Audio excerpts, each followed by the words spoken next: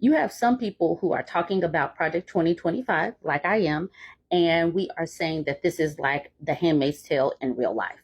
And then you have another contingency of people who think that we are just fear mongering.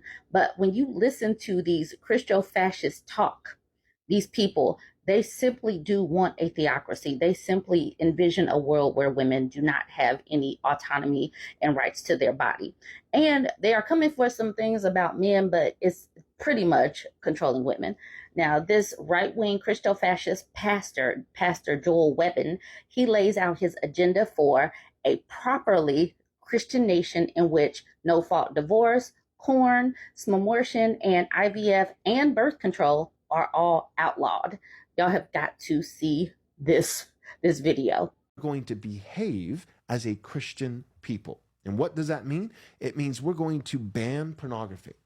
It means we are going to ban no-fault divorce. It means we are going to utterly abolish abortion, including in vitro, including the hormonal birth control pill, every single one of its forms, not just the Planned Parenthood clinic in Texas, but we're going to go down to the local CVS and we're going to start knocking those pills off the shelf. No more human sacrifice. So a civil magistrate can do that. Yeah, he can and should do that. We are going to behave as a Christian people. And what does that mean? It means we're going. So I don't know if this meme is supposed to be sarcastic or if it's just the liberals and the Native Americans that are upset or something. I don't know. Oh yeah, the liberals and the Native Americans are upset because the human sacrifices will stop. He is serious with this meme, okay, because this man is coming in to change things. This Christofascist is coming in to save lives. I got it now. Marcus Aurelius says the Bible says the Lord even uses the wicked for his own glory. You guys at Right Wing Watch are the best example. Keep sharing these great snippets. It's so wild what Project 2025 is doing. And last week, before all of the situation with Jasmine Crockett and MTG, she was actually grilling one of the writers of Project 2025. Y'all have got to see that video. Let's watch that one. Director for the America First Legal, correct? That's correct. All right. And America First Legal is a member of Project 2025, which is dedicated to creating the playbook for the next conservative administration and what it calls the Project Pillars, correct? We are proud contributors to Project 2025. Okay. And are you familiar with Project 2025's mandate for leadership? In fact, I am. Okay. And in fact, you wrote some of the sections of this mandate related to the DOJ, correct? Sure did. And the mandate outlines policy priorities for the next conservative president. Is that correct? It does. You've done a great job. I just want to let you know. All right, so let's walk through some of the provisions of the mandate. It calls for eliminating the Department of Education, eliminating the Department of Commerce, deploying the military for the use of domestic law enforcement against protesters under the Insurrection Act of 1807. It also has the repealing of Schedule F status for thousands of federal employees to allow a president to replace career civil servants with unqualified partisan loyalists. That's probably my favorite of it. It also prohibits the FBI from combating the spread of misinformation and disinformation, like Russia and China, who are actively trying to interfere with American elections. I don't know why or how anybody can support Project 2025. And I know that there was allegedly a joke about dictators and whether or not that's funny, but in the United States of America, dictatorships are never funny, and Project 2025 is giving the playbook for authoritarianism as well as the next dictator to come in. And I know that you are doing your jobs here by making sure that hopefully some juror turns on and finds some viral moment of you spewing more of the nonsense as it relates to the president. But as, let's see, you're the executive. Now, this is the perfect segue into this next Twitter post. This man, Ryan Hamilton, is heartbroken. He's relaying the story of his wife going through having a miscarriage in the state of Texas. I'm just going to read this. And this is important because in these hardcore Christofascist forced birther states, they have no exceptions with these laws. And even if this fetus is not viable, they don't care. They are willing to let women's bodies be harmed. They're willing to let women be on the brink of dying before they help to get this non-viable fetus out of the woman's body. Let's listen to his story. He says, "My heart is broken. As friends and family know, my wife was pregnant with our second child and about to begin her second trimester. A few days ago, she had severe pains and bleeding and had to go to the emergency room. There, it was discovered that our baby no longer had a heartbeat. Devastated doesn't come close to what that feels like. Unfortunately for people like us, because of the current laws in the state of Texas, that was only the beginning of this nightmare. Jess, my wife, had an incomplete miscarriage, and what needed to happen was what was best for her and her health was to terminate the pregnancy and get the baby out. The doctor gave her a medication that would move this process along and sent her home, where apparently we would be handling it ourselves. We were told it might take a couple of attempts before it worked. I'll let you decide how you feel about that. After a long, painful night of the equivalent of early labor, the baby was still with her. So we went back to the emergency center to get the second dose. A new doctor was on call. He was an older man. You could hear him in the hallway as he said, "I'm not giving her a pill so she can go home and have some abortion," being well aware that our baby no longer had a heartbeat. Then he came into the room and said, and I quote, "Considering the current stance, I'm not going to prescribe you this pill." Then just send us on our way. The current stance, did he really just say that? No one should ever have to hear their wife say, "Get this dead baby out of me." Can you imagine how that must feel? The pain and the bleeding continued. So we decided to go to another hospital about an hour away. There was a female doctor on call there, and we thought we might have better luck. I should mention the procedure to get the baby out is called a D&C. It's scary and traumatizing, but sometimes necessary in situations like ours, especially in emergency circumstances. So we get to the next hospital. They take Jess in, ask her a bunch of questions, do a new scan, confirm that the baby is still there with no heartbeat, and then disappear for hours, only to come back and keep asking the same questions over and over. It's becoming clear that their primary concern is not my wife's health. Instead, they seem to be worried about the legalities involved. So they decide it's not enough of an emergency to perform the D&C. They do, however, prescribe another, stronger, final dose of the medication for us to try again at home. So we go home and try again. Another long day and night of early labor pains, only to discover my wife unconscious in the bathroom. Having to pick my wife's cold, limp body up off the bathroom floor, not sure if I was about to lose her, is something I will never forget. She had to be rushed to the hospital. By this point, she had lost so much blood and bodily fluid. Her body gave out. They were able to stabilize her, give her the fluids she needed, and we came back home yesterday afternoon. We were also able to confirm that our baby was no longer with her. All right, that's his roundabout way of saying that she finally completed the miscarriage. Now, not only do we have to live with the loss of our baby, we have to live with the nightmare that we just experienced because of the political and religious beliefs. My wife's health should have come first, period. God knows what mental and emotional damage this has done.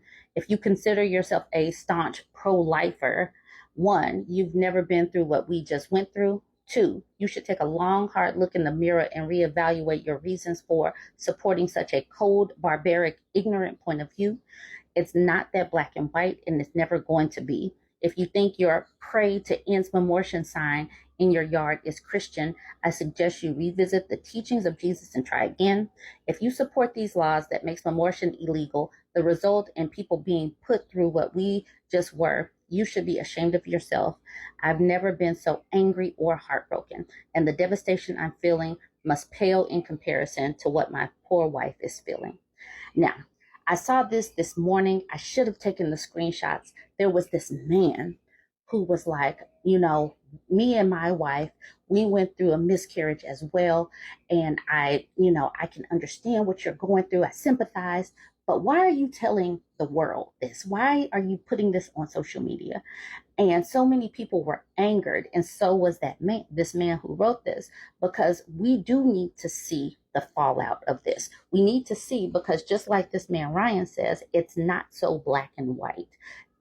Just because a fetus isn't viable doesn't mean that all of the parts just come out as they should. And that does not mean that the hospital actually has some humanity and sees the humanity of what women are going through in order to fix the situation. They're still just thinking about the legalities of things. So that's the reason why this woman, Chantel, said he has the right to share if he wishes. It's what's happening in the world and people must know. And that's the reason why the Trying Scotsman says, I'm totally with you. How can anything change or even have a chance to change if there's no awareness? Unfortunately, you're having to relay firsthand experience, and it takes a lot of courage and effort considering what you've been through.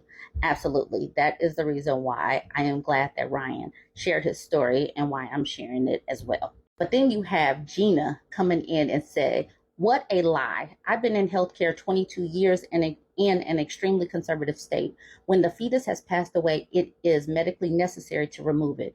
No one would not remove it.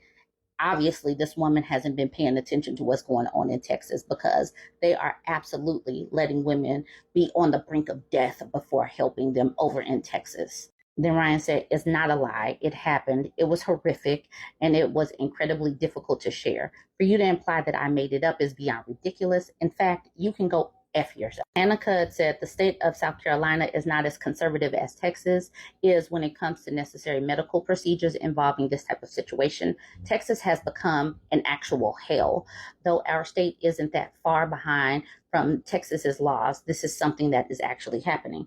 And then Gina says, this is the lie. This is the law. Stop spreading lies. And then she gives the law, as if that is enough to make these doctors just perform this procedure, even though there are news stories where women are actually being sent away from these emergency rooms. So then people started pulling her credentials. She says, I never claimed to have a medical license. So this woman just says that she works in the medical field. So recognize that she's just talking out the side of her neck. She could literally be the person that is ordering stethoscopes or something, for all we know. But she gets on here and tells this man that he is lying about this situation.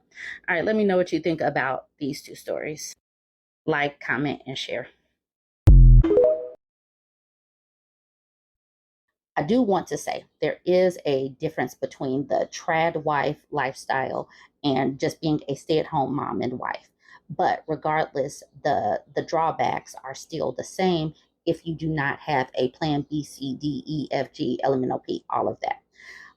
This next tweet thread is a cautionary tale. Ozzy says, I had an aunt who was coerced into quitting her career. Everyone told her she was lucky she had a husband who could provide and didn't want her to work. And she was ruining her marriage because they were fighting bitterly over it at the time. He wanted her home with the kids. One time I went to visit and she was really upset.